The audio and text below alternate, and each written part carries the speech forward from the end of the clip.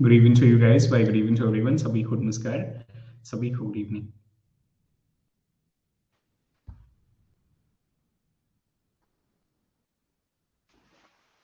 Astusi, very good evening to you.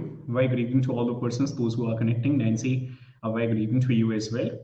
Very good evening to everyone. आप सभी को नमस्कार, आप सभी को गुड इवनिंग।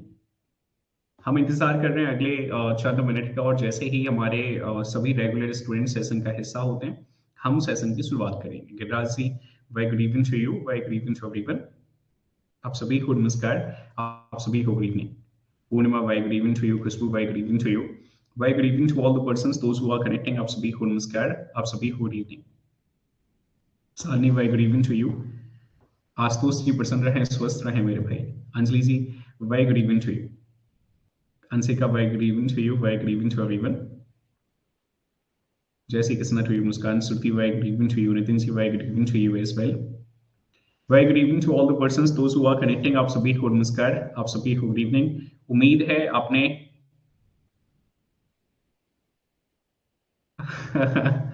आशुतोष जी,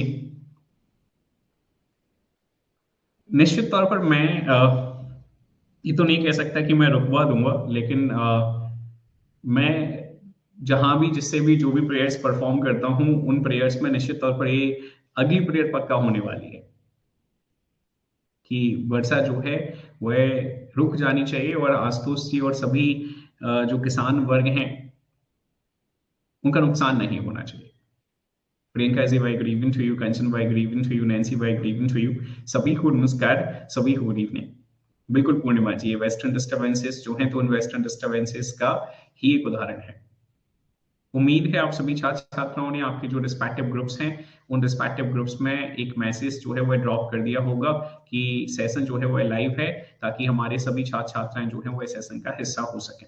आज के इस पर्टिकुलर सेशन में हम जो चर्चा करने वाले हैं, एक नए मॉड्यूल के साथ हम आगे बढ़ने वाले हैं। तो एक मैसेज ड्रॉप कर दीजिए आपके रिस्पेक्टिव ग्रुप में कि एक नया मॉड्यूल जो है हम उसे स्टार्ट कर रहे हैं, और नया मॉड्यूल हमारा यूनियन एंड इट्स टेरिटरी पर है। न्यू मॉड्यूल, एक नया अध्याय लेकर हम आगे बढ़ रहे हैं। तो जो भी छात्र छात्राएं ऐसे हैं जो अभी प्रीवियस सेशन का हिस्सा नहीं होते हैं, या जो सिर्फ इस वजह से सोचते हैं कि यार चलो अभी है ना, पुराना कोई टॉपिक चल रहा है, जब कुछ नया स्टार्ट करेंगे तब हम ऐसे समय में सेशन का हिस्सा होंगे, तो आपके रिस्पेक्टिव ग्रुप में एक ऐसा मैसेज जरूर ड्रॉप कर दीजिए कि एक नए मॉड्यूल के साथ, एक नए अध्याय के साथ साथ साथ आगे बढ़ रहे हैं।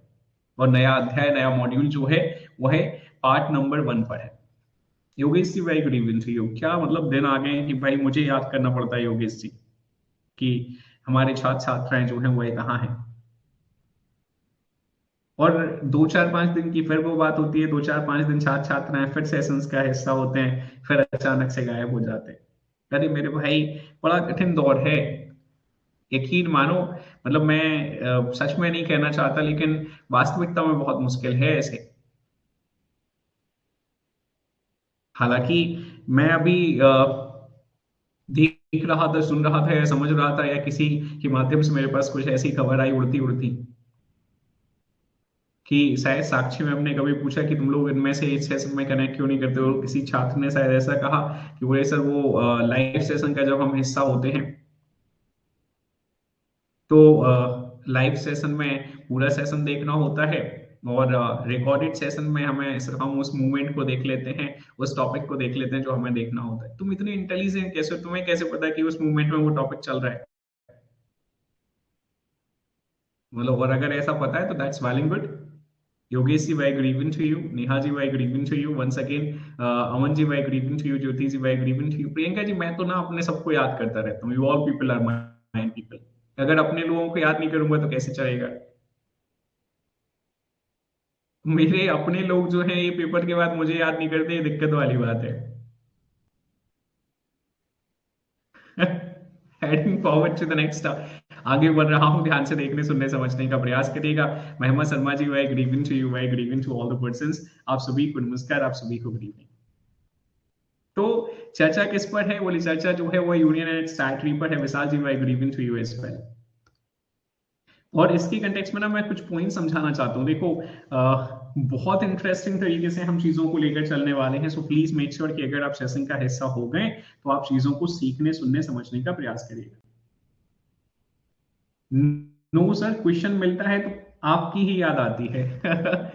अरे खुशबू जी, पेपर तक तो चलो ठीक है, पेपर तक तो ठीक है, मैं पेपर के बाद वाले मूवमेंट की चर्चा कर रहा हूँ कि पेपर के बाद वाले मूवमेंट में ना कई छात्रों को मैंने सफल किया, मतलब उनके सफलता के रास्ते में मैंने उनकी मदद की है, और कई छात्र जो हैं वह हमारे साथ असफल भी रहे। लेकिन मैं ना तो उनकी सफलता का श्रेय ले सकता हूँ, ना किसी की असफलता का श्रेय तो मैं वैसे भी नहीं लेता हूँ भाई। सफलता और असफलता दोनों ही के लिए आप ही जिम्मेदार हैं, लेकिन वो एक बीच में गैप जनरेट कर लेता है बच्चा, वो नहीं होना चाहिए। नेहा जी कह रही हैं सर हम जिंदगी के साथ भी और जिंदगी के बाद भी। That's really very good Neha ji, ऐसा ही कुछ यहाँ है।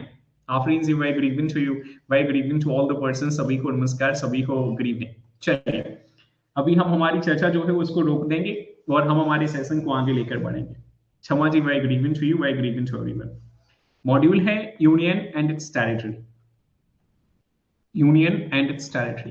तो एक कठिन सवाल पूछ लूं कि आप सबसे, जल्दी से मुझे कमेंट करके बता दीजिए, क्या पोल के माध्यम से एक कठिन सवाल फाइनली आपसे पूछ लूं? बहुत दिनों के बाद जाकर कठिन सवाल जो है वह पूछने का मौका मिला है, पूछ ही लेता हूं पोल के माध्यम से। ध्यान से देखने, सुनने, समझने का प्रयास करिएगा, पोल के माध्यम से पूछूंगा, है ना?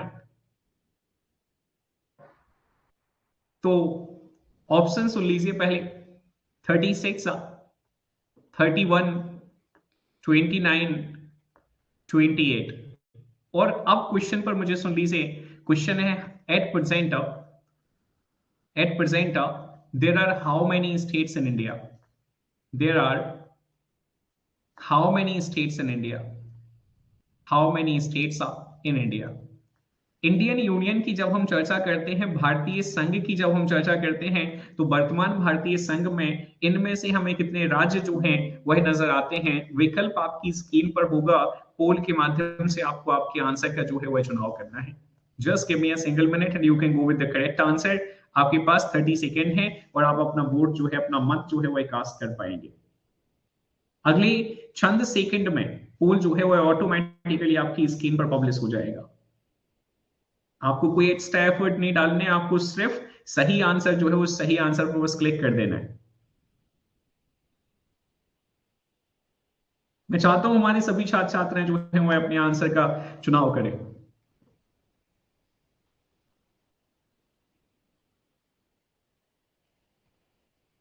9 more seconds left and 3 more students are there जिन्होंने अभी अपने आंसर का चुनाव नहीं किया है।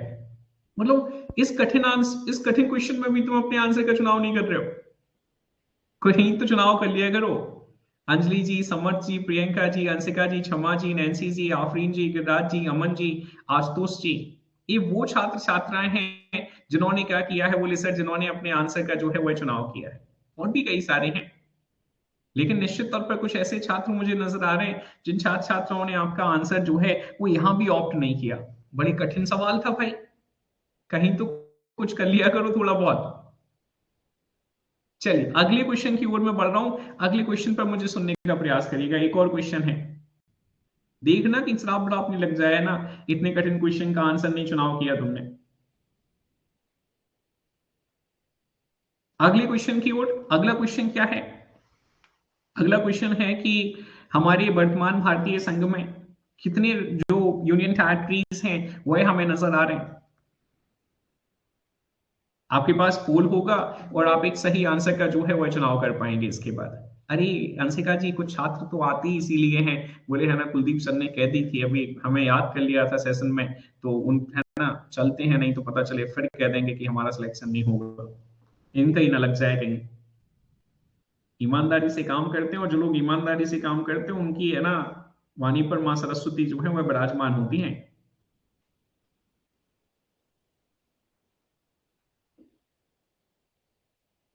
तो इसलिए चले आते हैं, बोले चलो सर गुड इवनिंग कराते हैं। आपसे सवाल पूछा क्या है कि बताइए कितनी यूनियन टेरिटरीज है वर्तमान में हमारे पास। At present we are having how many union territories. और इस क्वेश्चन पे तो 6 छात्र जो है वो अभी तक अपना आंसर इन्होंने चुनाव नहीं किया है। मतलब ये कितना कठिन क्वेश्चन जो था वो ये था। 6 peoples went with the no answer. मुझे समझ ही नहीं आया भाई, ऐसे इतना कठिन सवाल क्या पूछ लिया मैंने। मतलब पिछले में तो चलो 1 2 4 ही थे, अभी तो 6 हो गए। बड़ा कठिन दौर है। तो अब बस हम कहां तक चर्चा करने वाले हैं, तो हम जो चर्चा करने वाले हैं बस वो यहीं तक चर्चा करने वाले हैं भाई, कि ये जो 28 राज्य हैं हमारे पास। अरे नेहा जी ये बहुत कठिन है। ये सवाल जो है ना, यकीन मानिए इतना कठिन है। अरे बुरे और अच्छे से प्रियंका जी मुझे सच में फर्क नहीं पड़ता है ना, जिसको बुरा लगना है उसको बुरा लगे, जिसको अच्छा लगना है उसको अच्छा लगे। अभी मैं बुरा और अच्छा लगाने बैठूंगा तो फिर पढ़ाऊंगा कैसे आपको। तो ये तो उनके खुद के विचार हैं जो उन्हें बुरा और अच्छा लग रहा है। गौतम बुद्ध है ना, याद करिए। अब आप आज सुबह की कह रही हैं तो ऑब्वियस सी बात है।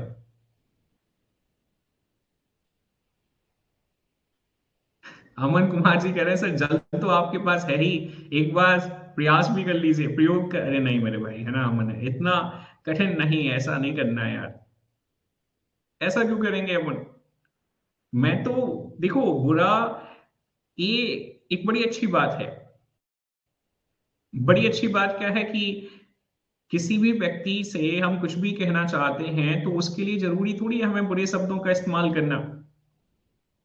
आप में से कई सारे छात्र छात्राएं जो हैं वह मुझसे पूछते हैं ना कि सर कई बार कई प्रकार के क्वेश्चंस आते हैं, और कई सारे छात्र छात्राएं जो पेपर के समय पे ब्लेसिंग्स हैं, अब ऑलमोस्ट सभी छात्र छात्राएं ब्लेसिंग्स जो है वह सीख करते हैं। हम बर्थडे विशेष जो है उनको भी क्या करते हैं, वहां भी अपनी जो ब्लेसिंग्स हैं उनको ट्रांसमिट करते हैं और ट्रांसफर करते हैं। तो मैं हमेशा एक शब्द का इस्तेमाल करता हूँ, मन जी अगर आपने मुझे सुना हो कभी बहुत ध्यान से, तो मैं हमेशा कहता हूँ मेरे भाई कि आपको आपके पोटेंशियल के हिसाब से जो है वह सफलता की प्राप्ति हो। आप समझ रहे हैं। तो जब आपको आपके पोटेंशियल के हिसाब से सफलता की प्राप्ति पर चर्चा करी जा रही है, तो ऑब्वियस है ना, जो मक्कार होंगे उनको मक्कारी का परिणाम मिलेगा। जिनके पास खुद के लिए समय नहीं होगा तो ऑब्वियस सी बात है ना यार कि उनका सिलेक्शन कैसे होगा। तो जल को क्यों वेस्ट करना है इसके लिए। जल वल वेस्ट नहीं करेंगे, जल बहुत इंपॉर्टेंट है आजकल, है ना, जल भी जो है पैसे देकर लिया जाता है। तो क्यों जल वेस्ट करेंगे। Heading forward to the next one. अच्छा भी लगा सुन के उन्हें कि यार सर ने कहा है पोटेंशियल के हिसाब से सफलता की प्राप्ति हो। अरे सर इसका मतलब लिटरल, इसका मतलब यह है कि तुम्हें तुम्हारी मक्कारी के हिसाब से सफलता की प्राप्ति हो। इसका लिटरल मतलब तो ये है। ठीक है, जितने आप मक्कार होगे उतनी आपको सफलता प्राप्त हो जाएगी, और जितने आप ईमानदार होगे उतनी ईमानदारी से आपको सफलता प्राप्त हो जाएगी। Heading forward to the next. चलिए अब मैं वापस आ रहा हूं, ये रोक दीजिएगा थोड़ी सी चर्चा। Coming to this only. तो हाँ बिल्कुल ठीक है नैन्सी जी। तो हमें क्या नजर आ रहा है, बोले सर हमें 28 स्टेट और 8 यूनियन टेरिटरीज बनाने, 28 स्टेट्स और 8 यूटीज जो हैं इनका फॉर्मेशन करना है। लेकिन ये फॉर्मेशन हम करेंगे कहां से। तो बोले सर हमारे दिमाग में ना एक डेट है, 15 अगस्त, 15 अगस्त 1947। 15 अगस्त 1947 को हमें भारत को समझना होगा। अगर हमने 15 अगस्त 1947 में इंडिया को समझ लिया तो हमें सारी चीजें जो है वो बहुत क्लियरली समझ आ जाएंगी। बोले सर कैसे समझ पाएंगे। तो इसमें ना एक कॉन्सेप्ट है, जैसे आज के वर्तमान भारत में हम चर्चा करते हैं हमारे पास स्टेट टेरिटरी है, हमारे पास यूनियन टेरिटरी है, और एक हमारे पास एक्वायर्ड टेरिटरी है जो कि अभी शून्य है। तो इसी प्रकार से 15 अगस्त 1947 से पहले अगर हम भारत में देखें तो 3 प्रकार की टेरिटरीज जो हैं वह हमें नजर आती थी। एक हमें नजर आते थे क्या, बोले सर प्रिंसली स्टेट। एक हमें नजर आते थे प्रिंसली स्टेट्स। दूसरा हमें क्या नजर आता था, बोले सर ब्रिटिश गवर्नर प्रोविंसेस। तो अगला हमें ब्रिटिश गवर्नर प्रोविंस जो है वह नजर आता था। और उसके बाद जाकर अगला जो है वह हमें क्या नजर आता था, तो अगला है बोले sir chief commissioner territory. Chief commissioner territory. Am I very clear to all the person with the same or not? तो अगर हम उस समय में, मतलब ये जो 15 अगस्त 1947 को समझने का प्रयास करें कि 15 अगस्त 1947 में कितने प्रिंसली स्टेट रहे, कितने ब्रिटिश गवर्नर प्रोविंसेस रहे और कितने चीफ कमिश्नर टेरिटरीज रहे, ये बेहद जरूरी है यहां समझना। अगर आपने ये समझ लिया तो बाकी सारी चीजें जो है वो आप समझ जाएंगे। So it was on so by 15th of August 1947 we had 552 princely state। हमारे पास ना 552 princely state है भैया, ठीक है। और उसके बाद जाकर जब हम ब्रिटिश गवर्नर प्रोविंसेस की चर्चा कर रहे हैं तो 8 ब्रिटिश गवर्नर प्रोविंसेस हमारे पास हैं। और जब हम चीफ कमिश्नर टेरिटरी की चर्चा कर रहे हैं तो 3 चीफ कमिश्नर टेरिटरीज जो है वो है हमारे पास है। तो बस 15 अगस्त 1947 15 अगस्त 1947 के इस 552 8 एंड 3 को हमें कहां तक लेकर जाना है? तो हमें 28 स्टेट्स और 8 यूनियन टेरिटरीज में कन्वर्ट कर देना है। तो इसका मतलब है हम किस पर चर्चा करने वाले हैं? तो हम फॉर्मेशन ऑफ इंडियन स्टेट्स पर चर्चा करने वाले हैं कि भाई ये जो फॉर्मेशन ऑफ इंडियन स्टेट है, फॉर्मेशन ऑफ इंडियन स्टेट, इस पर हम चर्चा करने वाले हैं कि ये किस तरीके से रहा और किस तरीके से इसका गठन हुआ है। 28 राज्यों का, 8 यूनियन टेरिटरीज का गठन जो है, 28 स्टेट्स और 8 यूटीज का गठन जो है वह किस तरीके से रहा है, ये हमारा चर्चा का विषय है। इसको ना हम कुछ स्टेजेस में पढ़ने वाले। So just try to hear me out over the stages. जो सबसे पहली स्टेज है हमारी वह है, बोले sir, integration of the princely state. वह क्या है? बोले sir, integration of the princely state. Integration of princely state. मुझे पूरी उम्मीद है कि हमारे सभी छात्र छात्राएं निश्चित तौर पर यह समझते हैं कि हमने 26 नवंबर 1949 को क्या कर लिया था? हमारे कॉन्स्टिट्यूशन को अडॉप्ट कर लिया था, कॉन्स्टिट्यूशन अडॉप्शन डे। ठीक है, जानते हैं आप कि नहीं जानते भाई? और 26 जनवरी 1950 में हमने क्या कर लिया? बोले सर 26 जनवरी 1950 में हमने कॉन्स्टिट्यूशन को जो है वह इन्फोर्स कर दिया था। इसे कमेंसमेंट डे जो है वह कंसीडर किया जाता है। अच्छा, एक और पॉइंट मेरे पास ना सवाल है कि 26 नवंबर 1949 को हम कॉन्स्टिट्यूशन अडॉप्शन डे के साथ साथ इसे कॉन्स्टिट्यूशन इनेक्टमेंट डे के तौर पर भी कंसीडर करते हैं। तो वो जो कॉन्स्टिट्यूशन इनेक्टमेंट डे कंसीडर किया जा रहा है, क्या उन 16 आर्टिकल्स में एक आर्टिकल 1 था? Please to let me know by 26th of November 1949 whether the article number 1 was implemented into the country। I hope आपके पास जो आंसर है बोले सर नहीं, 26 नवंबर 1949 में आर्टिकल 1 जो है वो इंप्लीमेंट नहीं किया गया था। वो तो नहीं किया गया था। वो उसका इंप्लीमेंटेशन कब है, उसका एनफोर्समेंट कब है? बोले 26 जनवरी 1950 में। तो सर 26 जनवरी 1950 में हमें क्या करना था? बोले सर 26 जनवरी 1950 से पहले हमें क्या करना था? बोले सर हमें जो प्रिंसली स्टेट अभी आपने बताए हैं उन प्रिंसली स्टेट्स का मर्जर करना था। किसमें? बोले सर इंडियन यूनियन में। क्योंकि 26 जनवरी 1950 में जो इंडिया है that is Bharat is a union of state rather than federation of state. इस एक्सप्रेशन का इस्तेमाल जो है वह हमने भारत के लिए किया कि इंडिया क्या है? बोले यूनियन ऑफ स्टेट। तो उस यूनियन ऑफ स्टेट में वो जो प्रिंसली स्टेट थे, रियासतें थी, उनको हमें मर्ज करना था। ये पॉइंट और समझ लीजिए कि प्रिंसली स्टेट का मतलब क्या है, सभी छात्र छात्राओं के दिमाग में बिल्कुल क्लियर होना चाहिए। एक राजा है नैन्सी साहू जी, एक राजा है अंजलि कुमारी जी, एक राजा है अंशिका मेहरा जी, एक राजा है मुस्कान शर्मा जी, एक राजा है श्रुति प्रभाकर जी, एक राजा है आशुतोष चौहान जी, एक राजा है गिरिराज शर्मा जी, एक राजा है ज्योति यादव जी, एक राजा है आफरीन, एक राजा है अमन, एक राजा है नेहा, एक राजा है प्रियंका जैन जी, विशाल जी। ये क्या है? बोले सर ये राजा है और इनकी स्पेसिफिक टेरिटरीज हैं, जिन स्पेसिफिक टेरिटरीज पर इनका ही शासन जो है वह चलता है। तो उन स्पेसिफिक टेरिटरीज को क्या कहा जा रहा है? उन स्पेसिफिक टेरिटरीज को जो है वह प्रिंसली स्टेट के नाम से कंसीडर किया गया, जहां गवर्नेंस जो है वह राजा के माध्यम से की जा रही है। Am I very clear to all the person with the same or not? राजा ही जो है वह करता धरता है। दूसरे वो जो ब्रिटिश गवर्नर प्रोविंसेस थे, तो बोले सर उस ब्रिटिश गवर्नर प्रोविंसेस में, उन प्रोविंसेस में किसका शासन चल रहा था? बोले गवर्नर का शासन चल रहा था। और जब हम चीफ कमिश्नर टेरिटरी की चर्चा कर रहे हैं तो चीफ कमिश्नर टेरिटरी में किसका शासन चल रहा था? बोले सर वो जो चीफ कमिश्नर है उसका शासन चल रहा था। तो ऑब्जेक्टिव ये था कि इन रियासतों को, वो जो राजा हैं, उन राजाओं को भारतीय संघ का हिस्सा बनाया जा सके, ताकि भारत का संविधान जो है वह इन राजाओं के ऊपर भी एप्लीकेबल हो सके। ब्रिटिश गवर्नर प्रोविंसेस पर तो हम कर ही रहे हैं, चीफ कमिश्नर टेरिटरीज पर तो हम कर ही रहे हैं। ब्रिटिश गवर्नर प्रोविंसेस ही तो आजाद हुई हैं, चीफ कमिश्नर टेरिटरीज ही तो आजाद हुई हैं। किससे? बोले सर अंग्रेजों से। तो अब हम क्या करने वाले? बोले सर हम एक ऐसा प्रयास करने वाले हैं, अंशिका जी, विशाल जी, नितिन जी, राधा जी, जिसमें हम उस ब्रिटिश इंडिया को प्रिंसली स्टेट के साथ मर्ज करने वाले। अब बहुत ध्यान से ये समझना है कि मैंने जस्ट अभी आपसे कहा according to Indian independence act 1947, वो जो भारत सरकार, सॉरी, भारत स्वतंत्रता अधिनियम 1947 है, उसके आधार पर हमें क्या पता चलता है? उसके आधार पर हमें पता चलता है कि 1947 में हमारे पास 552 प्रिंसली स्टेट्स जो हैं वो हैं। 552 प्रिंसली स्टेट्स हैं, उनका एक क्लासिफिकेशन है 549 प्लस 3 मेजर, तीन जो हैं वह बड़ी हैं। और ये तीन बड़ी प्रिंसली स्टेट कौन से हैं?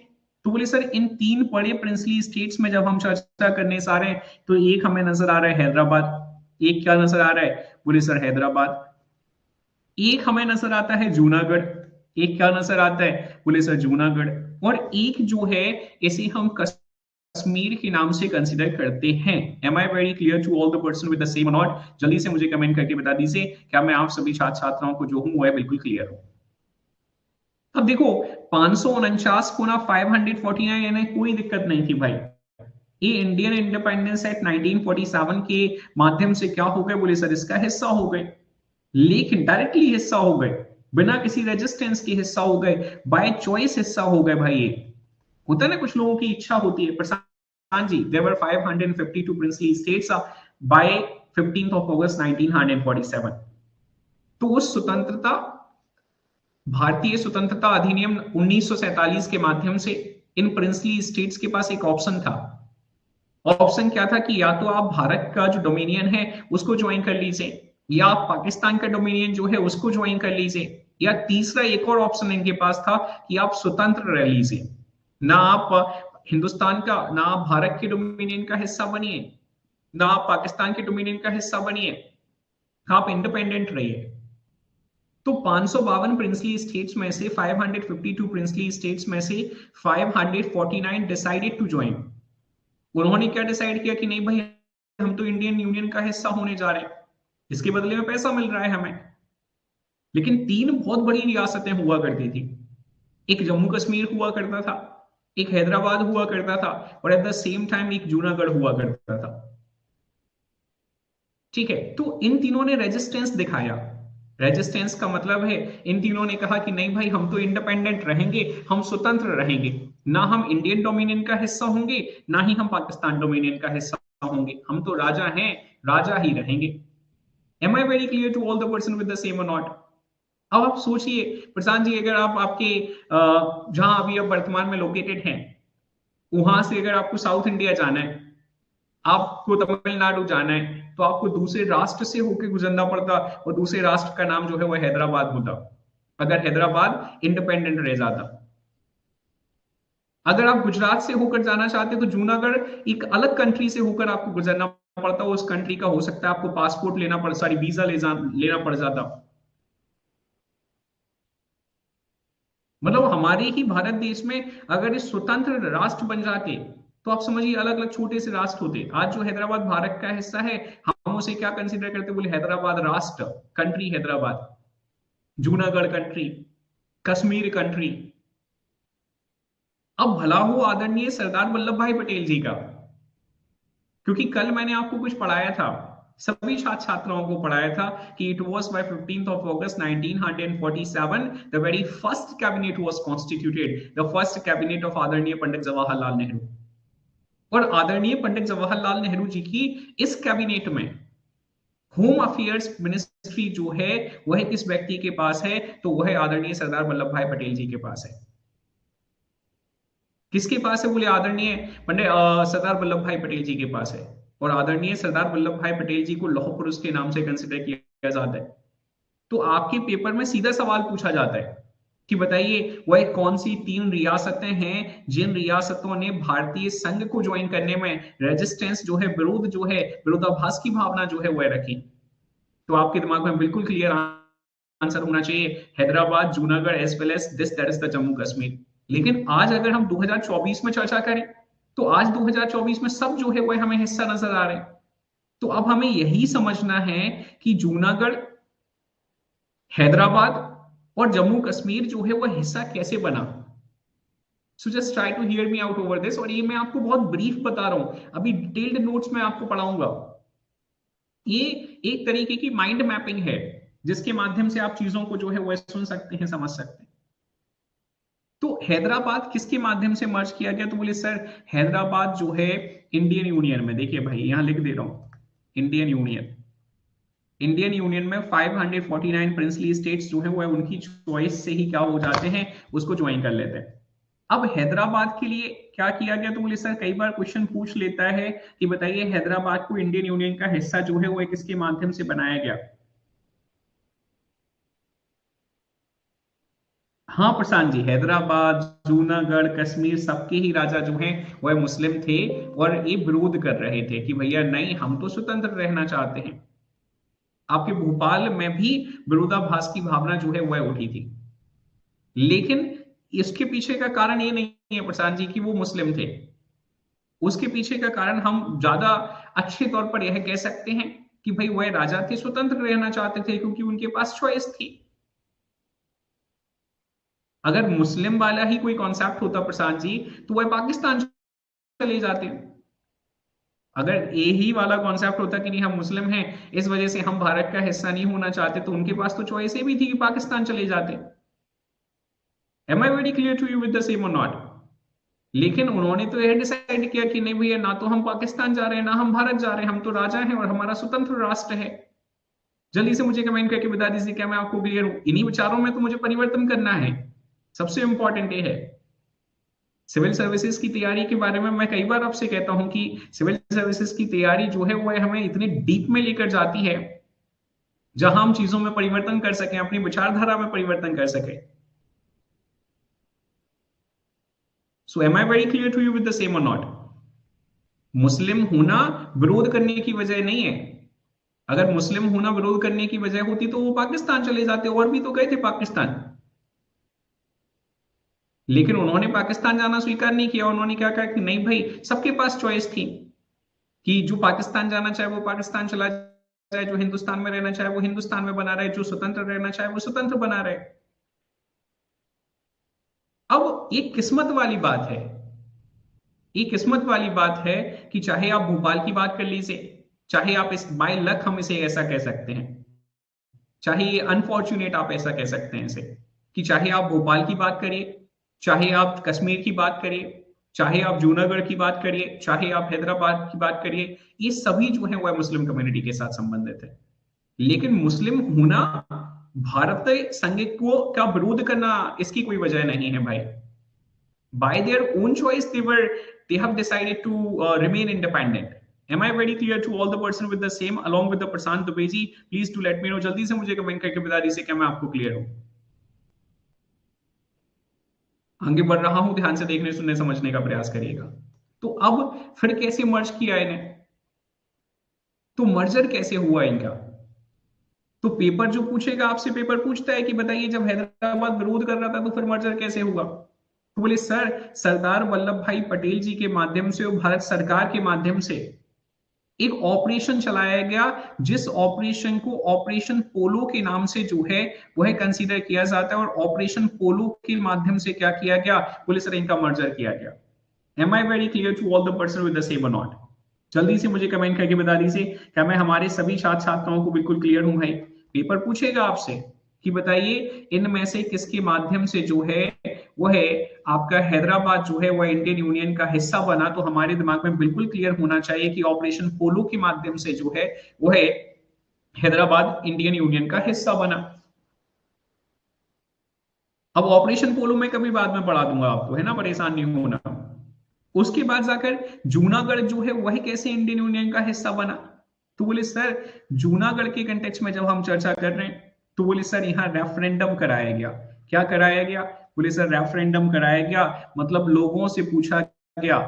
अंजलि जी आपको याद है कल मैं डेमोक्रेसी की परिभाषा आपको पढ़ा रहा था, और जब डेमोक्रेसी की परिभाषा मैंने आपको पढ़ाई तो उस पर्टिकुलर समय में मैंने कहा कि डेमोक्रेसी जो है वह दो प्रकार की होती है। एक रिप्रेजेंटेटिव डेमोक्रेसी होती है और एक पार्टिसिपेटरी डेमोक्रेसी होती है। रिप्रेजेंटेटिव डेमोक्रेसी हमारे भारत में आज हमें नजर आती है, और पार्टिसिपेटरी डेमोक्रेसी की जब हम चर्चा करते हैं तो पार्टिसिपेटरी डेमोक्रेसी ये है कि जूनागढ़ में लोगों से पूछा गया कि बताइए भैया आप किसका हिस्सा होना चाहते हैं। आपके राजा जो हैं इन्होंने तो निर्धारित किया है कि हम स्वतंत्र रहना चाहते हैं, लेकिन आप स्वतंत्र रहना चाहते हैं, आप भारतीय संघ का हिस्सा होना चाहते हैं, या फिर आप जो है वो है पाकिस्तान संघ का। पाकिस्तान का कोई ऑप्शन ही नहीं है, because they have decided to remain independent. तो वहां के लोगों ने कहा, क्या कहा वहां के लोगों ने कि नहीं भाई हम तो भारतीय संघ का हिस्सा होना चाहते हैं। तो फिर आपके पेपर में जब आपसे पूछा जाए कि बताइए ये जूनागढ़ किस तरीके से हिस्सा हुआ है, तो हमारे दिमाग में बिल्कुल क्लियर आंसर होना चाहिए कि जूनागढ़ जो है वह रेफरेंडम के माध्यम से इंडियन यूनियन का हिस्सा हुआ या इंडियन डोमिनियन का हिस्सा हुआ। और कश्मीर की जब हम चर्चा कर रहे हैं तो मुझे पूरी उम्मीद है कि परिस्थितियों को आप समझते होंगे, है ना। आज मैं जब आप सुबह हिस्ट्री के सेशन में थे तो आपको मैंने कुछ पढ़ाया था, और हिस्ट्री के सेशन में मैंने आपसे कहा था कि जैन कम्युनिटी पर हम चर्चा कर रहे थे, जैनिज्म पर हम चर्चा कर रहे थे, और जैनिज्म के और बौद्धिज्म के डिफरेंसेस मैंने आपको पढ़ाए थे। और जैन कम्युनिटी और बौद्ध कम्युनिटी के डिफरेंसेस में मैंने आपको बताया कि बुद्धिज्म जो है वह आपके कर्म के बेस्ड पर क्या कर रहा है, बोले चर्चा कर रहा है। बौद्ध धर्म आपसे कह रहा है कि भाई जो आपने डेलिबरेटली नहीं किया उस कर्म का फल आपको नहीं मिलेगा, मतलब वो सिन साइड पर नहीं रखा जाएगा। If something which is done not done deliberately, then that is not going to be on the part of the karma.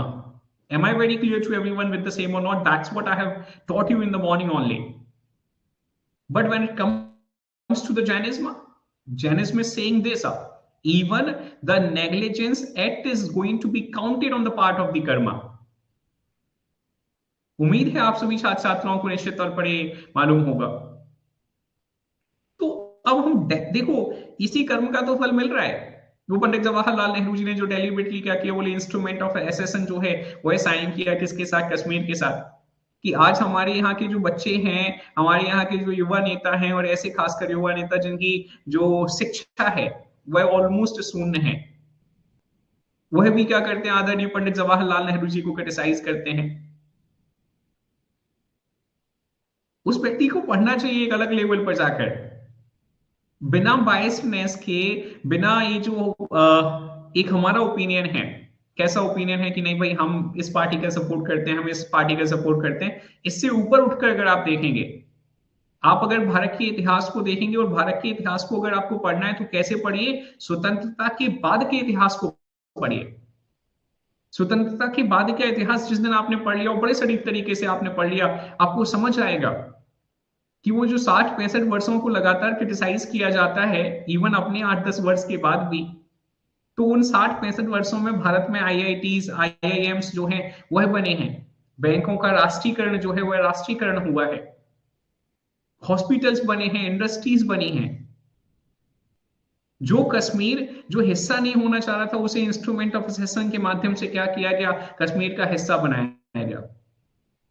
अब इसे कैसे समझेंगे, तो बोले सर कश्मीर के राजा हैं आशुतोष रघुवंशी जी, हरि सिंह जी पर हम चर्चा कर रहे हैं, इन्हें बिल्कुल स्पष्ट कर दिया कि नहीं भैया हम तो नहीं बनेंगे, है ना, किसका, इंडियन डोमिनियन का हिस्सा या इंडियन यूनियन का हिस्सा। तो अभी आशुतोष रघुवंशी जी पकड़ के थोड़ी बना लेंगे जबरदस्ती कि नहीं भाई, है ना, बनो, तुम्हें तो बनना पड़ेगा इंडियन डोमिनियन का हिस्सा, राजा हैं वो। Am I very clear to everyone with the same or not?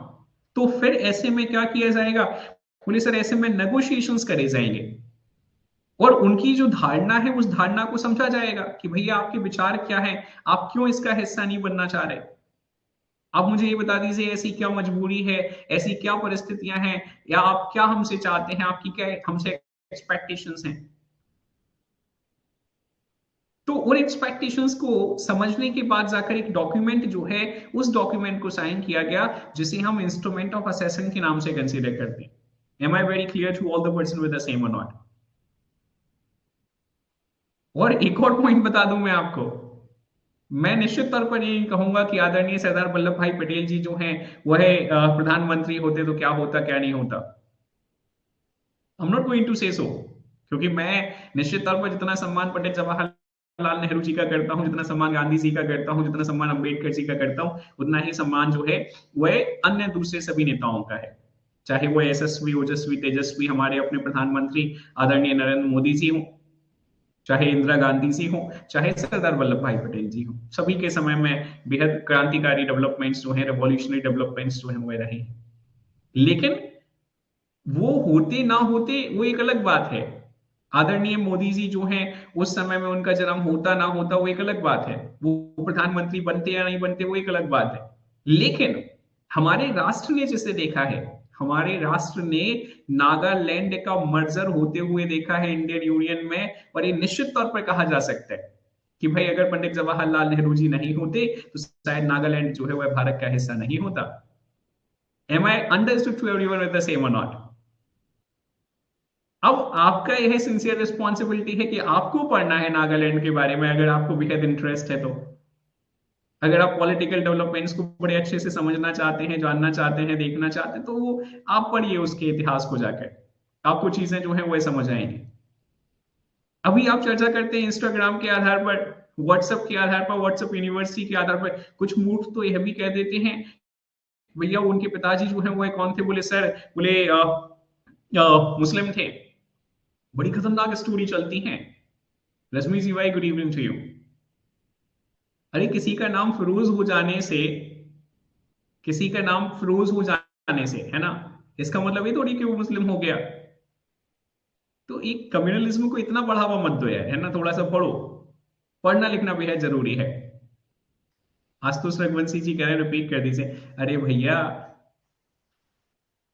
Ashutosh Raghuvanshi जी, मैं पंडित जवाहरलाल नेहरू जी के पिताजी पर चर्चा नहीं कर रहा हूं। नहीं बोले तो अभी कहने लगो, बोले सर पंडित जवाहरलाल नेहरू जी के पिताजी तो मोतीलाल नेहरू थे, ये क्या कह दिया आपने फिरोज जी के बारे में। अरे मैं इंदिरा गांधी जी के कंटेक्स्ट में चर्चा कर रहा हूं, उनके am I very clear to all the words with the same or not?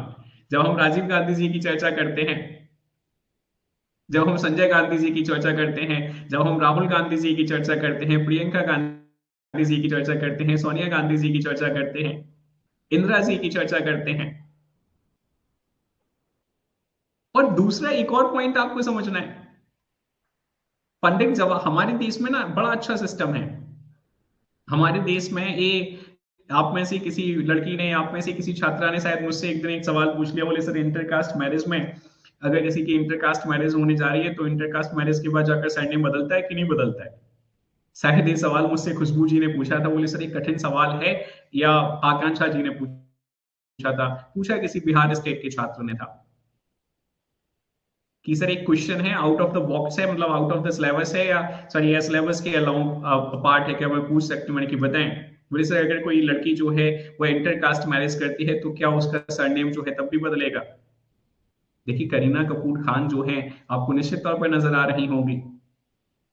M I very clear to you with the same or not? आप में से जिसने भी मुझसे ये सवाल, हाँ खुशबू जी ने पूछा था, तो निश्चित तौर पर आपको नजर आ रहा होगा कि हाँ भाई देखिए करीना कपूर खान जी के बारे में आपने सुना होगा कि उन्होंने यूज करना स्टार्ट कर दिया ना वो खान जो शब्द है।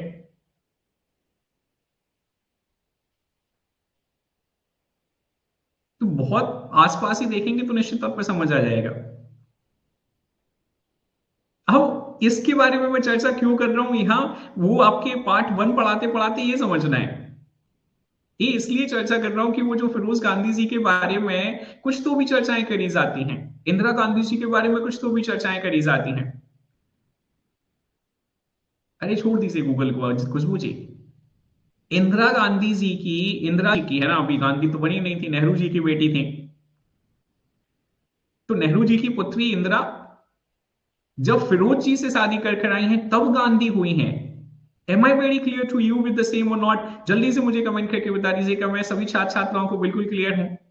मोतीलाल नेहरू जी के सुपुत्र हैं पंडित जवाहरलाल नेहरू जी। पंडित जवाहरलाल नेहरू जी की सुपुत्री हैं इंदिरा जी। तो इंदिरा जी का विवाह जो है वह किससे हुआ है? फिरोज जी से हुआ है। अब फिरोज कौन है? गांधी हैं। तो इस वजह से इंदिरा का नाम जो है वह गांधी पड़ा है। ये हमारे सभी छात्र छात्राओं के दिमाग में बिल्कुल क्लियर होना चाहिए भाई। तो ये व्हाट्सएप यूनिवर्सिटी की जो कहानियां सुनकर तुम प्रभावित हो जाते हो, वो व्हाट्सएप यूनिवर्सिटी की कहानियां सुन के प्रभावित ऐसी नहीं हुआ करो। किसी भी समझदार व्यक्ति से बहस करने के लिए बेहद जरूरी होता है आपके पास ज्ञान होना। हम आप एक ऐसे व्यक्ति से बहस करने जाओ या किसी पर अपनी बात थोपने जाओ तो एक अलग बात है। उस प्रवृत्ति के बहुत सारे लोग होते हैं हालांकि, जो अपनी बात जो है वह थोप देते हैं और अपनी बात जो है वह कह देते हैं बिना दूसरे को सुने, बिना दूसरे को समझे। लेकिन एटलीस्ट आपके पास जानकारी होनी चाहिए। अब मैं वापस आ रहा हूं, ध्यान से सुनिएगा। तो हम कश्मीर के कंटेक्स्ट में चर्चा कर रहे हैं। कश्मीर का मर्जर कैसे हुआ? तो बोले सर कश्मीर का मर्जर जो है वह एक डॉक्यूमेंट के माध्यम से हुआ, और इस डॉक्यूमेंट को क्या कहा जाता है? तो बोले सर इस डॉक्यूमेंट को जो है वह इंस्ट्रूमेंट ऑफ असेसिंग के नाम से कंसीडर किया जाता है। Am I very clear to all the person with the same or not? जल्दी से मुझे कमेंट करके बता दीजिए क्या मैं आप सभी छात्र छात्राओं को बिल्कुल क्लियर हूं। तो ये हो गया 1947 से 1949 में प्रिंसली स्टेट्स का मर्जर। अब उसके बाद जाकर फिर दूसरा पॉइंट हमें क्या समझना है? बोले सर वो आपने ना हमें इंपॉर्टेंट कमिटीज पढ़ाई हैं। जब आप हमें कमिटीज पढ़ा रहे थे तो उन कमिटीज में आपने एक इंपॉर्टेंट कमिटी हमें पढ़ाई थी, और इस कमिटी को हम स्टेट रीऑर्गेनाइजेशन कमेटी के नाम से कंसिडर करते हैं। किस कमेटी के नाम से कंसिडर करते हैं? बोले सर स्टेट रीऑर्गेनाइजेशन कमेटी के नाम से। 1948 में इस कमेटी का जो है वो अपॉइंटमेंट हुआ। तो स्टेट रीऑर्गेनाइजेशन कमीशन जो है, या एग्जैक्टली स्टेट रीऑर्गेनाइजेशन कमीशन जो है, माफ कीजिए, इस कमीशन के जो अध्यक्ष रहे हैं, जो चेयरमैन रहे हैं, वो कौन है? बोले सर एस के धर। तो अब जब हम सेकेंड फेज में जा रहे हैं, बोले सर जब प्रिंसली स्टेट भारतीय डोमिनियन का हिस्सा हो रहे थे तो उस पर्टिकुलर समय में कॉन्स्टिट्यूएंट असेंबली यह समझना चाह रही थी कि भाई स्टेट्स का रीऑर्गेनाइजेशन जो है वह किस आधार पर किया जाए। प्रोविंशियल लिंग्विस्टिक कमीशन की मैं चर्चा कर रहा हूं, माफ कीजिएगा, मैंने शायद स्टेट रीऑर्गेनाइजेशन कमीशन शब्द का इस्तेमाल किया था। I am just talking about the provincial linguistic commission. तो प्रोविंशियल लिंग्विस्टिक कमीशन जो है एस के धर की चेयरमैनशिप में क्या किया गया? अपॉइंट किया गया। Am I very clear to all the person with the same or not? In the year of 1948। हाँ, मैं वही गा रहा हूं ना वापस। तो प्रोविंशियल लिंग्विस्टिक कमीशन का गठन किया गया एस के धर साहब की चेयरमैनशिप में, ताकि ये समझा जा सके कि भाई वो भारत में ये जो डिमांड चल रही थी, ये जो एक लगातार चर्चा चल रही थी, कैसी डिमांड, कैसी चर्चा, कि भाई नहीं हमारे यहाँ जो स्टेट्स हैं उनको ऑर्गेनाइज किया जाए लैंग्वेज के आधार पर, प्रोविंसेस का जो मर्जर किया जा रहा है वह भाषाई आधार पर होने चाहिए। जिस टेरिटरी की जो भाषा होगी उस भाषा के आधार पर हम क्या करेंगे? बोले सर रीऑर्गेनाइजेशन करेंगे। तो प्रोविंशियल लिंग्विस्टिक कमीशन ने क्या कह दिया? बोले सर प्रोविंशियल लिंग्विस्टिक कमीशन ने मना कर दिया कि नहीं भैया, this is not the right time to organise the states or organise the territories or organise the provinces on the basis of language. सही समय नहीं है। क्यों सही समय नहीं है? तो इसको लिए आपको थोड़ी सी मॉडर्न इंडियन हिस्ट्री पढ़नी पड़ती है। 1947 में 15 अगस्त 1947 में जब भारत देश आजाद हुआ, एक वर्ष का समय है।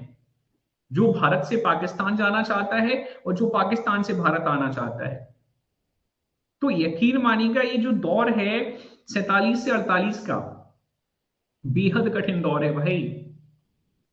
आप में से जिसने एनसीईआरटीज की अगर बुक्स पढ़ी होंगी, या आप में से जिसके पास ह्यूमैनिटीज रहा होगा, या आप में से जिसने प्रीवियसली मुझसे पढ़ा होगा, या आप में से जिसने प्रीवियसली पढ़ा होगा पॉलिटी के बारे में या हिस्ट्री के बारे में, तो आपने निश्चित तौर पर देखा होगा कि भैया ये जो हमारा नेसेंट डेमोक्रेसी है, नवजात प्रजातंत्र है, इस नवजात प्रजातंत्र के लिए बहुत सारी समस्याएं थी, और सबसे बड़ी समस्या थी कम्युनल राइट्स। जो कल नितिन कुमार जी ने मुझसे पूछा था कि सर कम्युनलिज्म जो है वो एक्सप्लेन कर दीजिए।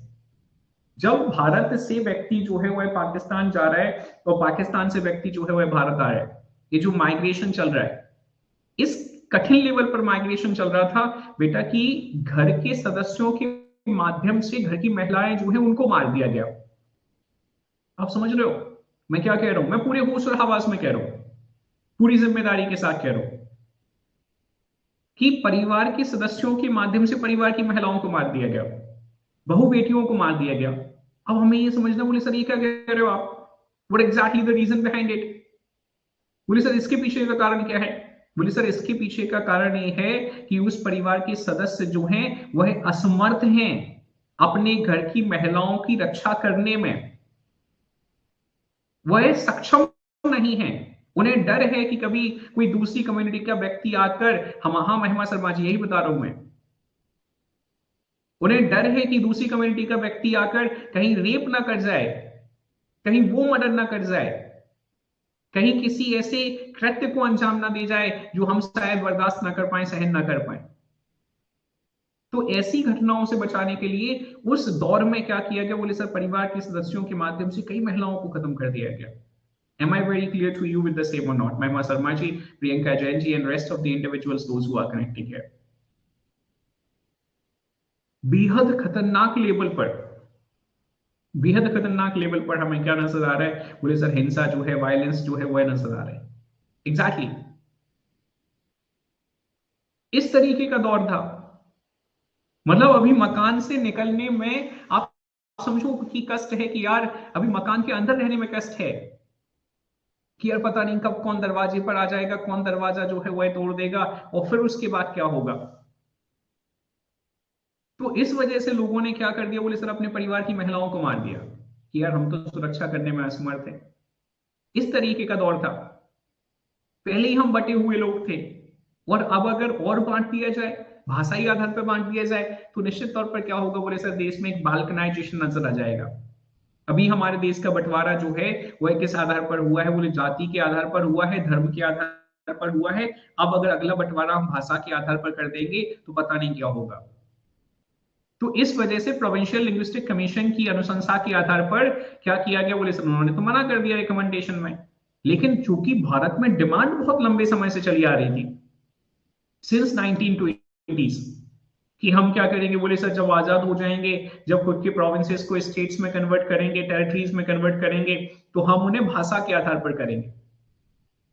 तो प्रोविंशियल लिंग्विस्टिक कमीशन की रिपोर्ट को रीड करने के लिए कॉन्स्टिट्यूएंट असेंबली के माध्यम से एक कमेटी का गठन किया गया, जिसमें सरदार वल्लभ भाई पटेल, आदरणीय पंडित जवाहरलाल नेहरू और पट्टाभी सीतारमैया, ये तीन सदस्य हमें नजर आते थे। जेवीपी कमेटी के नाम से इसे जाना जाता था। तो जेवीपी कमेटी, जवाहरलाल नेहरू, सरदार वल्लभ भाई पटेल, पट्टाभी सीतारमैया, इन तीनों ने भी क्या कहा? बोले सर इन तीनों ने भी यही कहा, this is not the right time to organise the state on the basis of language. Am I very clear to all the person with the same or not? जल्दी से मुझे कमेंट कर दीजिए क्या मैं दूसरे चरण में आप सभी छात्र छात्राओं को बिल्कुल क्लियर हूं, दूसरे स्टेप पर आप सभी छात्र छात्राओं को बिल्कुल क्लियर हूं, इस कमिटीज के साथ बिल्कुल क्लियर हूं। So I am going to mention the same. हाँ बिल्कुल बिल्कुल, एक बार और बता दूं, बिल्कुल बता रहा हूं, मैं लिखकर बता रहा हूं प्रशांत जी। हमें क्या नजर आ रहा है? बोले सर दूसरी स्टेज जो है वह नजर आ रही है कमिटीज,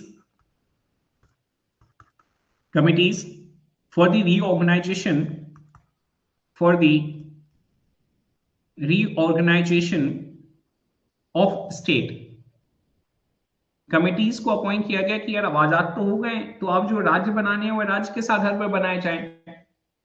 तो राज्यों को भाषा के आधार पर बनाने की डिमांड जो है प्रशांत वह चल रही थी भारत में।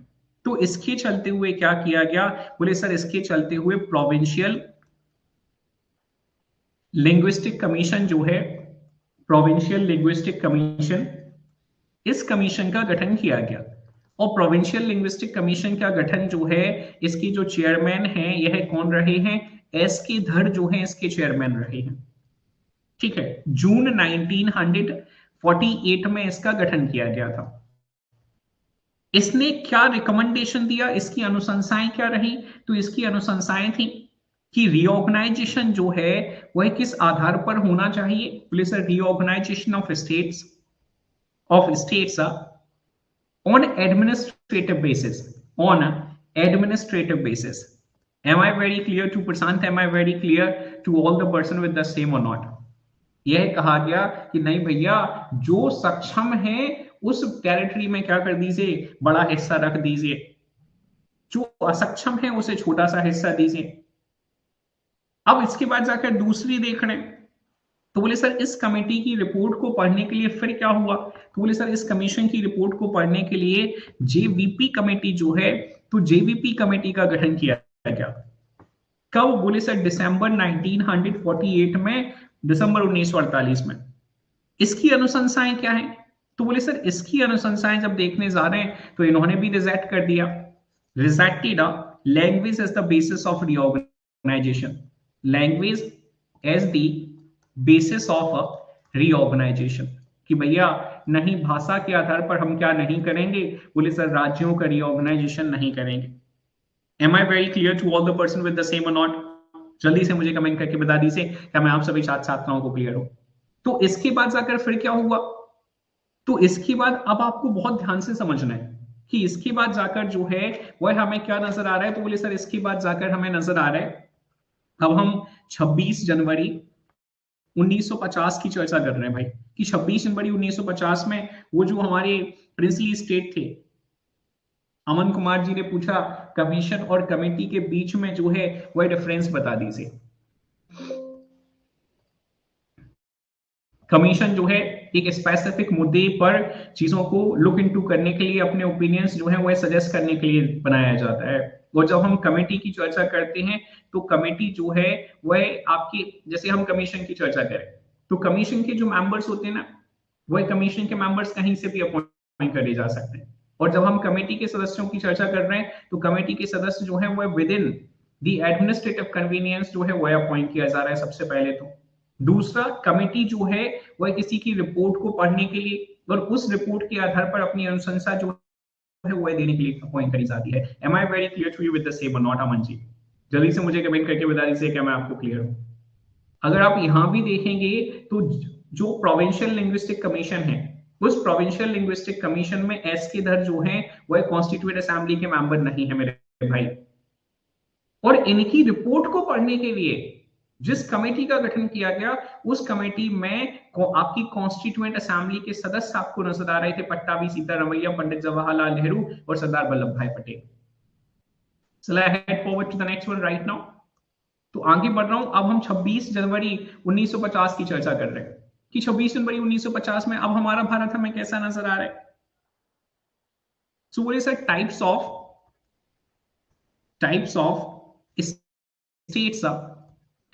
states on the commencement of the constitution, on the commencement day of constitution, जिस दिन हमारा संविधान जो है वह लागू किया गया, इस दिन हमें हमारा भारत जो है वह किस तरीके का नजर आ रहा है, क्योंकि आपने 15 अगस्त 1947 के कंटेक्स्ट में तो हमें बता दिया सर। तो अब यहां पर हमारा भारत जो है वह हमें पार्ट ए में बटा हुआ नजर आ रहा है, यहां पर हमें हमारा भारत जो है वह पार्ट बी में बटा हुआ नजर आ रहा है, वह हमारा भारत जो है वह पार्ट सी में क्लासिफाइड नजर आ रहा है, और हमारा भारत जो है वह पार्ट डी में क्लासिफाइड नजर आ रहा है। इसमें क्या रखा गया, बहुत ध्यान से समझना बेटा, बहुत इंपॉर्टेंट है। पेपर में क्वेश्चन जो है वह सीधे आपसे कई बार पूछ लिया जाता है, तो मैं चाहता हूं कि हमारे सभी छात्र छात्राओं के दिमाग में, जो हमारे साथ बहुत रेगुलरली कनेक्ट करते हैं, उनके दिमाग में बिल्कुल चीजें जो है वह थरो हों। तो पार्ट ए में जो ब्रिटिश गवर्नर प्रोविंसेस थी, उन ब्रिटिश गवर्नर प्रोविंसेस को रखा गया। क्या रखा गया, बोले sir British governor provinces. Am I very clear to all the person with the same or not? और पार्ट बी में क्या रखा गया, तो बोले सर पार्ट बी में अष्टवाइल प्रिंसली स्टेट्स जो हैं, तो अष्टवाइल प्रिंसली स्टेट्स को रखा गया, मतलब उस पर्टिकुलर समय में जो प्रिंसली स्टेट्स हुआ करते थे उनको रखा गया। और पार्ट सी की जब आप चर्चा कर रहे हैं तो इसमें क्या रखा गया, बोले sir chief commissioners provinces, chief commissioners provinces, ये इसमें इनको रखा गया। और उसके बाद जाकर जब हम पार्ट डी की चर्चा करते हैं, ये बड़ा आसान है, इसमें अंडमान एंड निकोबार जो है, तो अंडमान एंड निकोबार आइलैंड को रखा गया था। Am I very clear to all the person with the same or not? जल्दी से मुझे कमेंट कर दीजिए क्या मैं आप सभी छात्र छात्राओं को बिल्कुल क्लियर हूं। तो पार्ट ए में कितनी टेरिटरीज हैं? बोले सर ब्रिटिश गवर्नर प्रोविंसेस वाले में 9 टेरिटरीज को रखा गया। कितनी टेरिटरीज को? 9 टेरिटरीज को। पार्ट बी में कितनी टेरिटरीज को रखा गया? बोले सर 9 टेरिटरीज को। और पार्ट सी में कितनी टेरिटरीज को रखा गया? बोले सर 10 टेरिटरीज को।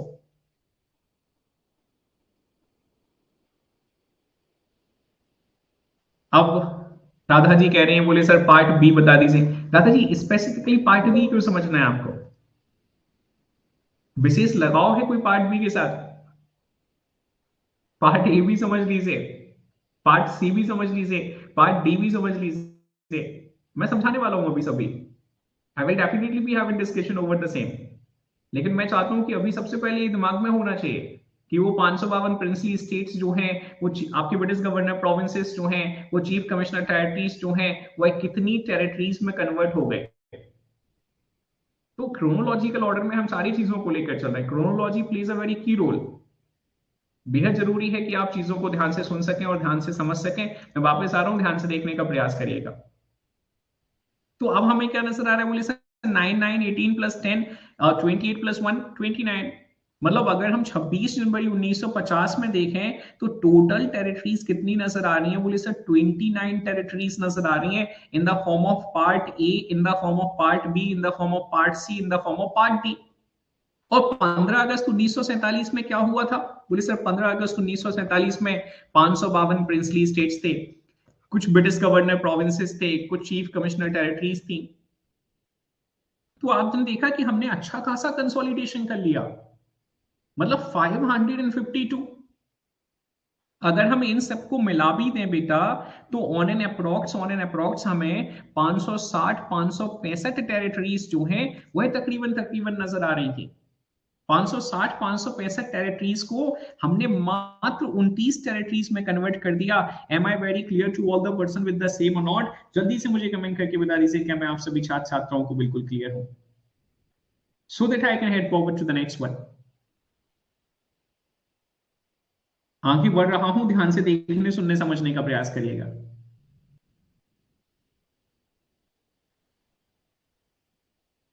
तो अगर कोई आपसे पूछे कि in the day of commencement of Indian constitution how many territories were having their existence, we must be thoroughly clear 29 territories were having their existence। 29 territories जो हैं उनका एग्जिस्टेंस था।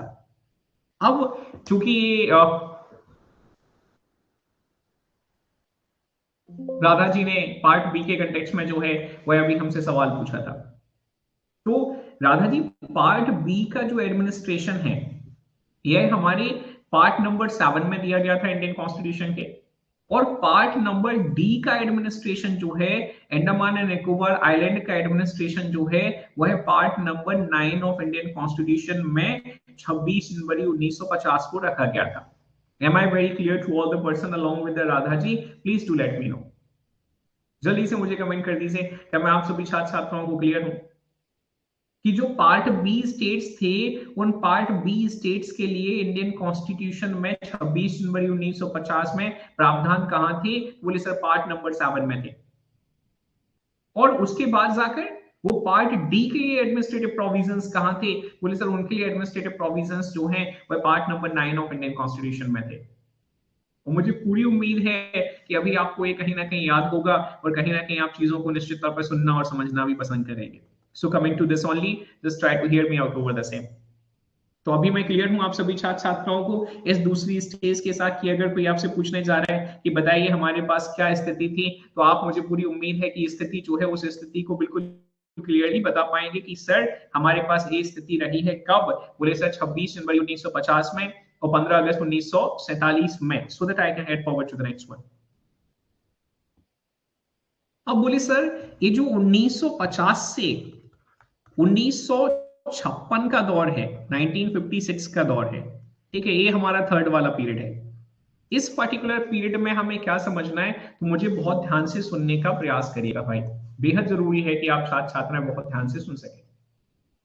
1900 हमने अभी डिस्कस किया कि हम जैसे ही स्वतंत्र हुए तो हमारे स्वतंत्र भारत में राज्यों को भाषाई आधार पर ऑर्गेनाइज करने की चर्चा चलने लगी, क्योंकि बहुत लंबे समय से चली आ रही थी। लेकिन चूंकि कॉन्स्टिट्यूएंट असेंबली के माध्यम से यह निर्णय लिया गया कि नहीं भैया, हम क्या नहीं करने जा रहे हैं, बोले सर हम भाषाई आधार पर राज्यों का ऑर्गेनाइजेशन करने नहीं जा रहे। और हमारे देश में एक महान व्यक्ति रहा है मोहनदास करमचंद गांधी। मोहनदास करमचंद गांधी जो है वो एक देश में दो व्यक्ति रहे हैं, है ना, दो व्यक्ति। एक व्यक्ति पर चर्चा नहीं करूंगा, माफी चाहूंगा, एक और व्यक्ति पर चर्चा करूंगा। बेहद जरूरी है, इन दोनों व्यक्तियों ने ना रास्ता दिखाया है कि अगर किसी से अपनी बात मनवानी है तो वह बात जो है वह कैसे मनवाई जा सकती है। एक तो मोहनदास करमचंद गांधी है। क्या आप में से कोई छात्र और छात्रा मुझे दूसरे उस व्यक्ति के बारे में बताना चाहता है जिस व्यक्ति ने यह सिखाया है कि किसी से अपनी बात कैसे मनवानी है? I am looking after the answer from you people only. तो आफरीन जी ने कहा, अरे मैं है ना 15 ये अभी 26 जनवरी 1950 के पहले की बात कर रहा हूं। अच्छा। तो बोले सर दो ऐसे व्यक्ति रहे हैं जिन्होंने हमें सिखाया है। एक रहे हैं कौन? बोले सर एक रही है कैकई। कैकई ने हमें सिखाया है। अरे पूर्णिमा जी, अन्ना हजारे तो सीखे हैं, पोटी श्रीरामुल्लू तो सीखे हैं, ये तो सीखने वाले में है, डिसिपल्स में है, ये तो सीखने वालों में है। मैं सिखाने वालों की चर्चा कर रहा हूं। I am talking about those person जिन्होंने सिखाया है कि बात कैसे मनवाई जाती है। तो एक तो कैकई रही है, कैकई ने हमें सिखाया है कि बात कैसे मनवाई जाती है। और एक रहे हैं मोहनदास करमचंद गांधी जी, इन्होंने हमें सिखाया। अच्छा, खुशबू जी कहें अंबेडकर जी भी रहे हैं। अरे खुशबू जी, है ना, आ रहा हूं मैं। अभी अभी मैं आ जाऊंगा ना सार पर, तो आपको समझ आ जाएगा मैं किस कंटेक्स्ट में चर्चा कर रहा था। निश्चित तौर पर अंबेडकर जी उन व्यक्तियों में हैं जिन्होंने हमें ये बताया है कि भाई अगर हम सक्षम हैं, अगर हम पावरफुल हैं, अगर हम पढ़े लिखे हैं तो हम कुछ भी कर सकते हैं। लेकिन मैं उनके कंटेक्स्ट में चर्चा कर ही नहीं रहा बेटा।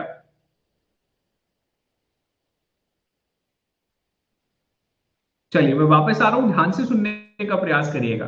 हम कलेक्टिव इंटरेस्ट में बात कर रहे हैं ना खुशबू। अभी ये पढ़े लिखे लोग जो है वो बेहद कम हैं, और जो पढ़े लिखे लोग हैं, अगर हम भारत के कंटेक्स्ट में चर्चा करें, भारत के कंटेक्स्ट में हम चर्चा करें, तो भारत के कंटेक्स्ट में लिटरेसी रेट भले ही कुछ भी हो बेटा, भले ही 70% के आसपास लिटरेसी जो है, शैक्षिक दर जो है वह नजर आती हो, लेकिन शैक्षिक दर की डेफिनेशन पर चर्चा करेंगे, लिटरेसी रेट की डेफिनेशन पे।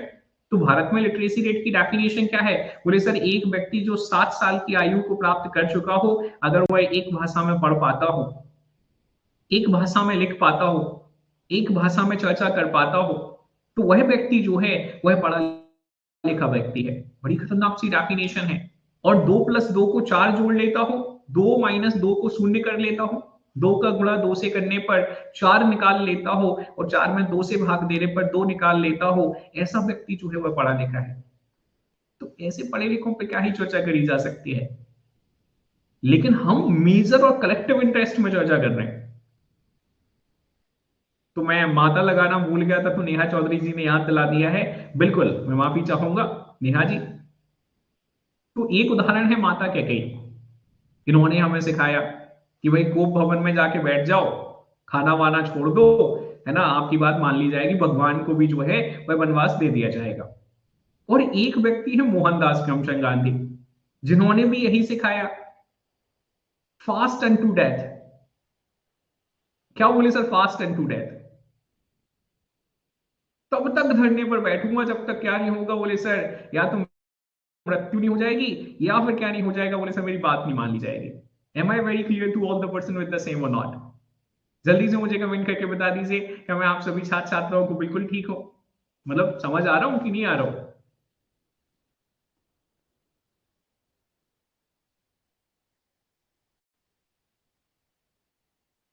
Neha ji, so sad for you, है ना। अभी इसके कंटेक्स्ट में तो फिर मैं दुख जाहिर कर सकता हूँ, और अभी मैं कुछ उसके अलावा कुछ नहीं कर सकता। लेकिन करके देखिएगा 3-4 दिन के लिए, तो हो सकता है कोई असर आ जाए। आपने वो शब्द का है ना, नहीं किया होगा ना, fast and to death. Mobile mobile छोड़ दो, है ना। सबसे प्रिय खाना थोड़ी रहा है नेहा जी आज।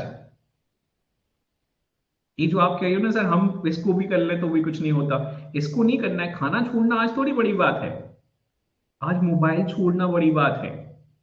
मोबाइल छोड़ दो 8-10 दिन के लिए, फिर मोबाइल के साथ सप्लीमेंट्री तौर पर खाना छोड़ दो बेटा, है ना।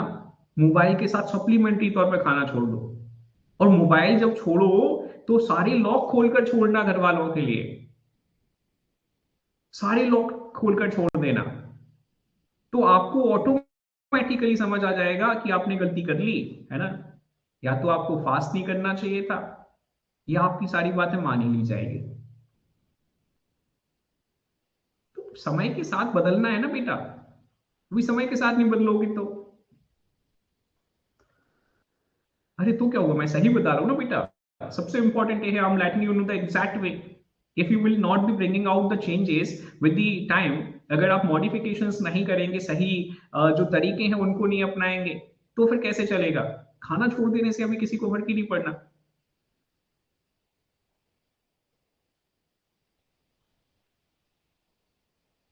रश्मि जी कह रही हैं सर, घर में बच्चा हो तो फोन वैसे ही छूट जाता है।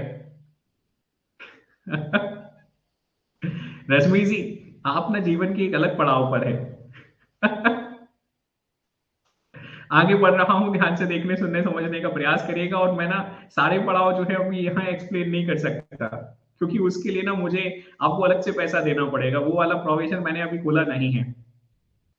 तो मैं जब उस प्रोफेशन पर आऊंगा ना, तो वो बात फिर मैं सारे जो विचार प्रकट कर सकता हूँ बहुत खुले तौर पर, लेकिन ईश्वर ना करे कभी उस प्रोफेशन पर मुझे आना पड़े।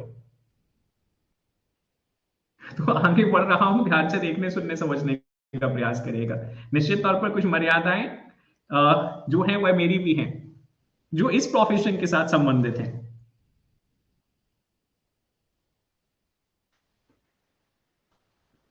चलिए, heading forward to the next one, आगे बढ़ रहा हूं, ध्यान से सुनने समझने का प्रयास करिएगा। तो अब हम चर्चा कर रहे हैं किसके कंटेक्स्ट में, तो बोले सर 1950 से 1956 का ये जो दौर है, एक ऐसा दौर है, बोले सर इसमें ना कुछ मूवमेंट होने जा रहे हैं। Do stop your comments and just try to hear me out over the same. अभी अपनी चर्चाओं को विराम दीजिए और सुनने का प्रयास करिएगा भाई। तो वो माता कैकेयी से प्रभावित होकर, और एट द सेम टाइम हमें क्या नजर आ रहा है, एट द सेम टाइम हमें नजर आ रहा है आदरणीय मोहनदास करमचंद गांधी जी से प्रभावित होकर। मोहनदास करमचंद गांधी जी सिखा गए थे कि आंध्रा मूवमेंट कर सकते हैं आप, है ना, धरने पर बैठ जाइए। तो इन्होंने ना 1952 में क्या किया, पुलिस सर एक मूवमेंट किया, आंध्रा मूवमेंट के नाम से इसे कंसिडर किया जाता है। और इस मूवमेंट में इन्होंने बिल्कुल यही स्पष्ट कहा, या तो क्या कर दी से सॉरी, पोटी श्रीरामुलु। आंध्रा मूवमेंट कर कौन रहा है, तो एक कांग्रेस के बहुत बड़े नेता थे, और कांग्रेस की सरकार के अगेंस्ट ही मूवमेंट कर रहे थे। इन्हें हम आदरणीय पोटी श्रीरामुलु के नाम से कंसिडर करते हैं। He very clearly said or asked to the government, I am going to sit on the fast unto death. मैं तब तक फास्ट पर बैठूंगा जब तक मेरी मृत्यु नहीं हो जाती, या फिर आप आंध्रा स्टेट जो है उसका क्रिएशन नहीं कर देते। तो बोले सर इसमें क्या दिक्कत है। अरे दिक्कत है मेरे भाई, क्योंकि आंध्रा स्टेट के क्रिएशन को लेकर जो डिमांड्स रख रहे थे वो शायद संभव नहीं थी। और खासकर दो डिमांड थी जिनकी वजह से सरकार जो है वह बैकफुट पर थी। एक पहली डिमांड थी कि तेलुगु स्पीकिंग पीपल के लिए क्या होना चाहिए, बोले सर आंध्रा स्टेट होना चाहिए। और तमिल स्पीकिंग पीपल के लिए क्या होना चाहिए, बोले तमिलनाडु होना चाहिए। तो इसमें कोई दिक्कत नहीं है। लेकिन दूसरा एक इंपॉर्टेंट सेंटर है बेटा, जिस इंपॉर्टेंट सेंटर पर तमिलनाडु की भी नजर है, वो तमिल स्पीकिंग लोगों की भी नजर है, और at the same time Telugu speaking लोगों की भी नजर है। और उस पर्टिकुलर समय में एक पोस्ट हुआ करती थी जिसे आज हम गवर्नर के नाम से कंसीडर करते हैं। राज्य प्रमुख आप कंसीडर कर सकते हैं कि एक राज्य प्रमुख करके एक व्यक्ति हुआ करता था। बिल्कुल नितिन जी, नितिन जी को चूंकि वहीं साउथ इंडिया में लोकली हैदराबाद से संबंधित हैं, तो निश्चित तौर पर समझ सकते हैं। तो नितिन जी मैं वापस आ रहा हूं, ध्यान से सुनिएगा। तो ये जो तेलुगु स्पीकिंग लोग हैं ये क्लेम कर रहे हैं मद्रास के ऊपर। नितिन जी क्या संभव था, क्योंकि आप तो हैदराबाद वाले रीजन में हैं। तो मुझे ये जल्दी से कमेंट करके बताइए, क्या मैं अगर आपसे पूछूं कि आप जो हैं आंध्रा स्टेट में रहकर क्या कह रहे हैं, बोले सर हमें मद्रास दे दीजिए, मद्रास हमारा है, तो क्या संभव है? जैसे पाकिस्तान वाले कहते हैं ना कश्मीर हमारा है, तो वो संभव ही नहीं है भाई। कश्मीर तो हमारा है, अब तो पूरी तरह से हमारा है। तो लाइकवाइज उस पर्टिकुलर समय में सी राजगोपालाचारी जो वहां के राज्य प्रमुख हुआ करते थे, एक तरीके से गवर्नर हुआ करते थे, उन्होंने ना ये डिमांड, उन्हें समझ नहीं आई भाई, है ना, ये डिमांड जो है अनसिम्पैथिक है, पॉसिबल ही नहीं है एग्जैक्टली exactly। तो इस वजह से जो है वो आंध्र स्टेट का क्रिएशन नहीं हो पा रहा था। तो फिर पोटी श्री रामुलु जी फास्ट पर बैठ गए धरने पर, बोले मैं धरना दूंगा तब तक जब तक या तो मेरी मृत्यु नहीं हो जाती या आंध्र स्टेट का क्रिएशन नहीं हो जाता। जल्दी से मुझे कमेंट करके बताइए, अगर आपसे पूछा जाए कि क्या हुआ होगा, आंध्र स्टेट का क्रिएशन हुआ होगा या पोटी श्री रामुलु जी की डेथ हुई होगी, तो आपका आंसर क्या होगा? हम looking after the answer from you people only.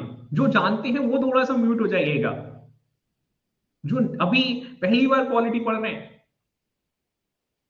तो सबसे पहले क्या हुआ? बोले सर सबसे पहले जो है वह डेथ हुई है, किसकी डेथ हुई है? बोले पोटी श्री रामुलु जी की जो है वह डेथ हो गई है। Am I very clear to all the person with the same or not? क्या हो गया? बोले सर डेथ हो गई, किसकी डेथ हो गई? बोले पोटी श्री रामुलु जी की। ये बड़ा बड़ा सरप्राइजिंग है कि बोले सर सरकार ने इतना मजबूर कर लिया पोटी श्री रामुलु जी को कि भैया पोटी श्री रामुलु जी जो है वो धरने पर बैठे हैं बैठे हैं बैठे हैं। अब आप एक पॉइंट और समझना है कि जब धरना होता है, क्योंकि अभी आप में से सब इतने अपनी उम्र के उस पड़ाव पर होंगे जहां आपने अन्ना हजारे जी के बारे में सुना होगा, कोई ऐसा छात्र छात्रा नहीं होगा, और हो सकते हैं दो चार जो अपने बचपन में हो, बिल्कुल, है ना, कक्षा 3 4 5 के हिस्सा हो, और हो भी सकते हैं क्योंकि जिनकी अभी ग्रेजुएशन चल रही है 2024 में, जिनका फर्स्ट ईयर चल रहा है, वो उस पर्टिकुलर समय में 2012-13 के दौर में अगर हम घटा दें तो कक्षा 2 3 का हिस्सा होंगे। लेकिन फिर भी आपने सुना होगा, अन्ना हजारे जी एक बड़ी पॉपुलर सी हस्ती है। तो मैं आपको बताता हूं कि अन्ना हजारे जी का जब उस पर्टिकुलर समय में मूवमेंट हुआ, तो पॉपुलर सपोर्ट जो है उनको मिला, और सिर्फ एक स्पेसिफिक वर्ग से नहीं मिला, भारत में हर जगह से उन्हें पॉपुलर सपोर्ट मिल रहा था। तो ये आंदोलन का प्रभाव होता है कि कोई मूवमेंट जो होता है वो धीरे धीरे धीरे धीरे क्या करता है, बोले सर पॉपुलर सपोर्ट की ओर बढ़ जाता है। और फिर ये तो ऐसा मूवमेंट है जो आंध्र प्रदेश के लोगों के इंटरेस्ट में है। आप समझिए, हंगर स्ट्राइक चल रही है, नेता हमारा बीमार हो रहा है, बिल्कुल ठीक है, और लोगों में क्या बढ़ता चला जा रहा है? बोले सर गुस्सा जो है वह बढ़ता चला जा रहा है, एगिटेशन जो है वह बढ़ता चला जा रहा है, एक तरीके का आक्रोश जो है वह बढ़ता चला जा रहा है, अचानक ऐसे में हमारा नेता जो है वह खत्म हो जाए। तो जल्दी से मुझे कमेंट करके बताइए, अगर ऐसे में हमारा नेता जो है वह खत्म हो जाए तो फिर जाकर अगला मूवमेंट जो है, अगला पड़ाव जो है, अगली स्टेज जो है वह क्या है? बोले वायलेटिव राइट्स, दंगे होने वाले। Am I very clear to all the person with the same or not? यही हुआ, नेता खत्म हो गया, दंगे हुए, और अंततः जाकर पंडित जवाहरलाल नेहरू जी, अच्छा पुलिस फायरिंग भी हुई, ये भी याद रखिएगा, सरकार ने रिस्पॉन्स दिया, लेकिन जब जनहानि हो रही है तो आदरणीय पंडित जवाहरलाल नेहरू जी ने जाकर फिर बिल्कुल स्पष्ट तौर पर कहा, Andhra is going to be the very first state on the basis of language. और इस तरीके से जाकर 1953 में क्या किया गया? बोले 1 अक्टूबर 1953 आंध्रा स्टेट जो है वो क्रिएट कर दिया गया। Am I very clear to all the person with the same or not? तो भाषाई आधार पर सबसे पहला राज्य जो है वह कौन सा है? बोले आंध्रा स्टेट।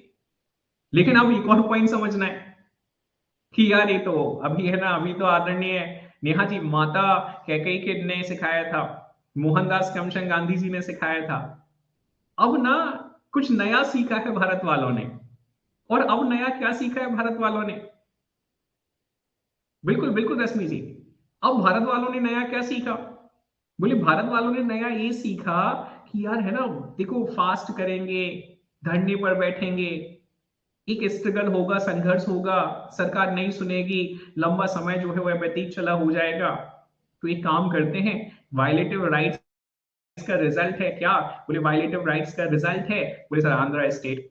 तो मुझे पूरी उम्मीद है कि आप समझ रहे होंगे the creation of the Andhra lead to the violative riots into the country across the nation. पूरे भारत में हमें जो है वह जो राज्य थे, वह जो टेरिटरीज थी, जो लिंग्विस्टिक बेसिस पर डिमांड कर रही थी कि भाई भाषाई आधार पर राज्य बनाए जाने चाहिए, वहां हमें क्या नजर आने लगा? बोले सर डिमांड जो है फिर से एक बार नजर आने लगी और दंगे जो हैं वह फिर से एक बार नजर आने लगे। तब जाकर आदरणीय पंडित जवाहरलाल नेहरू जी ने एक कमीशन का गठन किया, जिसे हम स्टेट रीऑर्गेनाइजेशन कमीशन के नाम से कंसिडर करते हैं, एसआरसी के नाम से कंसिडर करते हैं।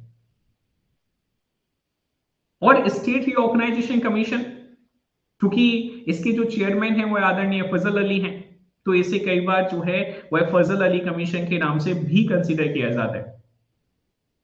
फजल अली कमीशन ने 2 साल तकरीबन तकरीबन 15 17 18 महीने का समय लिया, and it was by 30th of September 1955, 30 सितंबर 1955 की है बात है, जब भारत सरकार के पास उनकी रिपोर्ट पहुंची और उस रिपोर्ट में उनकी अनुशंसाओं में बिल्कुल क्लियरली लिखा हुआ था कि हाँ भाई क्या कर सकते हैं।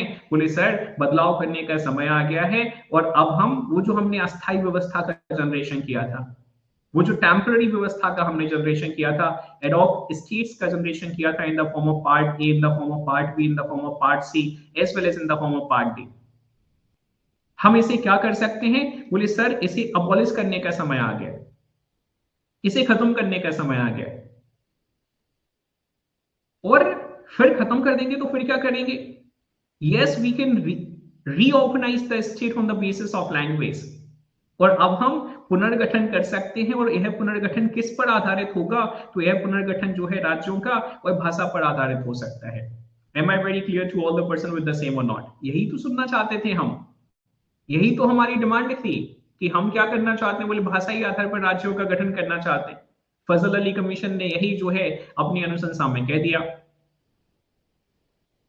और एक और रिकमेंडेशन जो है इन्होंने दी है, please be very clear in context of the same.